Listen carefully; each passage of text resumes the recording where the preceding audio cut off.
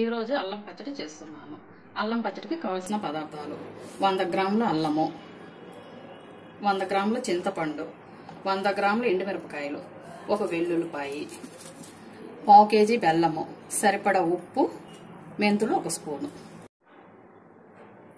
నూనె, పోపు కావాల్సిన పదార్థాలు: ఆవాలు, మినపగుళ్ళు, పచ్చెనపప్పు, వెల్లుల్లిపాయ రబ్బలు, ఎండుమిర్చి, కరివేపాకు. అల్లము బాగా కడిగి ఇలా చిన్న ముక్కలు కోసి పెట్టుకోవాలి. వెల్లుల్లిపాయ ఇలా ఒలుచుకోవాలి. ముందుగా కళాయి పెట్టుకొని స్టవ్ వెలిగించి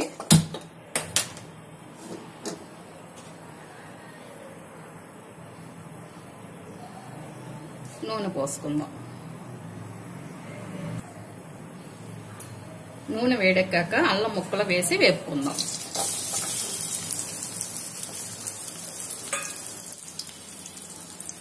అల్లం ముక్కలు పచ్చివాసన పోయేంత వరకు వేపుకోవాలి.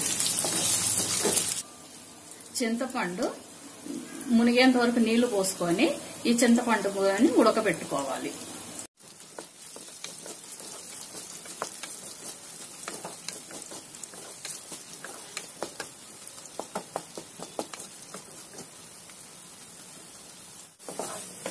అల్లం ముక్కల్లో తడిపోయాక కళాయి కంటుకోకుండా వేగుతుంది. ఇంకా ఒక 10 నిమిషాలు వేపుకోవాలి. అల్లం ముక్కలు ఇలా అల్లం ముక్కలు వేపుకోవాలి. ఇలా వేగాయి. ఇప్పుడు స్టవ్ ఆఫ్ చేస్తున్నాను.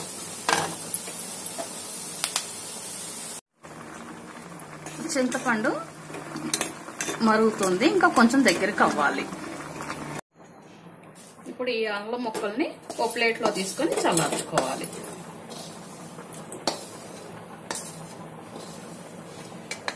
మళ్ళీ ఈ నూనెలోనే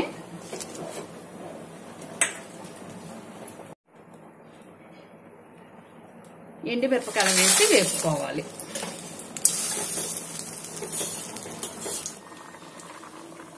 చింతపండు గుజ్జు ఇలా దగ్గరకు వచ్చాక స్టవ్ ఆఫ్ చేసి ఈ చింతపండుని చల్లార్చుకోవాలి. ఈ ఎండుమిరపకాయలు వేపుకోవాలి. దీంట్లోనే 1 స్పూన్ మెంతులు వేసుకోవాలి.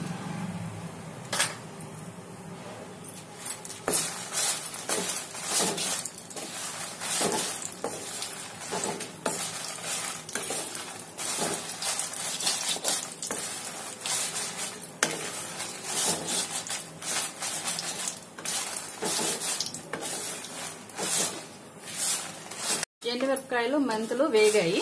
ఇప్పుడు స్టవ్ ఆఫ్ చేసుకుందాము. ఈ ఎండుమిరపకాయలు ఒక ప్లేట్లో తీసుకొని చల్లార్చి పెట్టుకుందాము. మళ్ళీ స్టవ్ వెలిగించుకొని పోపుకు కావలసిన నూనె పోసుకుందాం.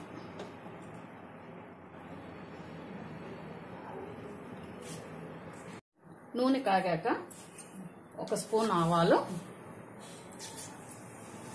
2 స్పూన్లు మినపగుళ్ళు,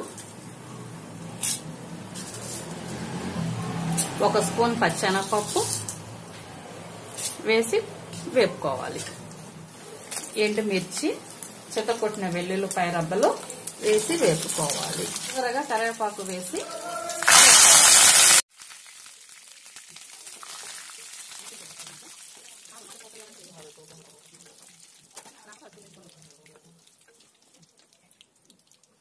స్టవ్ ఆఫ్ చేసి ఇవి పోపు చల్లార్చుకోవాలి. ముందుగా ఎండుమిరపకాయ మెత్తగా మిక్సీ పట్టుకోవాలి. ఇలా మెత్తగా ఎండుమిర్చి మిక్సీ పట్టాక దీంట్లో అల్లం ముక్కలు, వెల్లుల్లిపాయ రబ్బలు, ఉప్పు వేసుకొని మిక్సీ పట్టుకోవాలి. ఉప్పు సరిపడంత వేసుకోవాలి.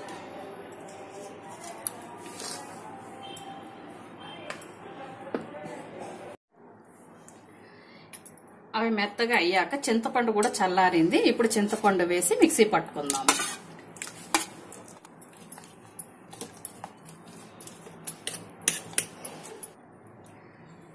ఇలా మిక్సీ మెత్తగా చేసుకొని దీంట్లో బెల్లం ముక్కలు వేసుకోవాలి.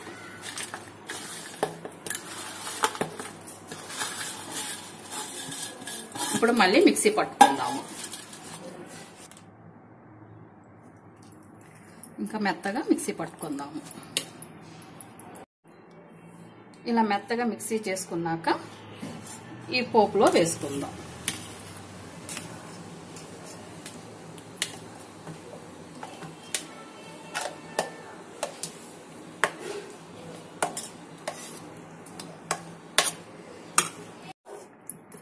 ఇది బాగా కలుపుకొని ఒక బౌల్లోకి తీసుకుందాము.